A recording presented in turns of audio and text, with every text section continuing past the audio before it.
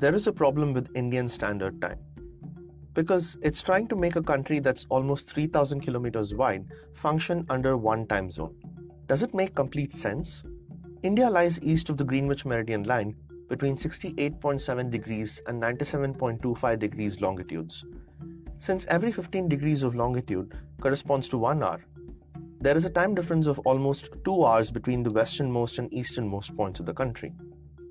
Which means if someone living in this end of the country experiences sunrise at 6 a.m., this end has already seen it at 4 a.m. And this is very inefficient in terms of making most of the day as possible. The British understood this during the colonial era and decided to split the country into two different time zones in 1884, Bombay time and Calcutta time, after two of the most important cities of that era. But in 1904, when railway lines started linking up important places, a single time system had to be followed to avoid confusion. They called it railway time and took a longitudinal reference that was somewhat midway between Bombay and Calcutta, which turned out to be Madras. But the difference between GMT and Indian railway time was considered imperfect. There was a pressing need to make Indian time ahead of GMT by exactly 5.5 hours. And the corresponding longitude for that would be 82.5 degrees east. The town of Mirzapur in present-day Uttar Pradesh was found to be on that very line. A clock tower that was constructed in 1891 was officially designated to show Indian Standard Time.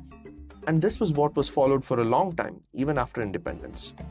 Today, IST is maintained by the National Physical Laboratory in Delhi through high-end cesium atomic clocks. But it has still not solved the problem of differing daylight zones in the country, especially in the northeastern states, where a good number of daylight hours are wasted because of sticking to IST.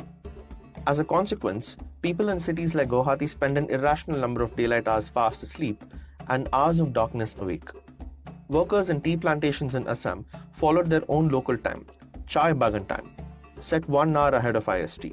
In 2006, the Planning Commission endorsed the idea of having two separate time zones, but nothing much was done to put it in place.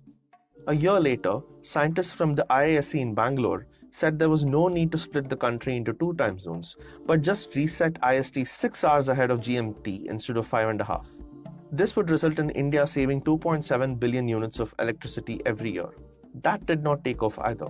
There are other fears about multiple time zones, like confusion and ambiguity in travel schedules.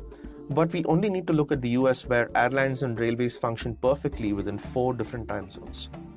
Closer home though, China, which stretches more than 3,500 kilometers end to end, has only one time zone with an aim of fostering national unity. For now, there does not seem to be any decision from the Indian government in solving the crisis of time between two parts of the country, which means all of our watches and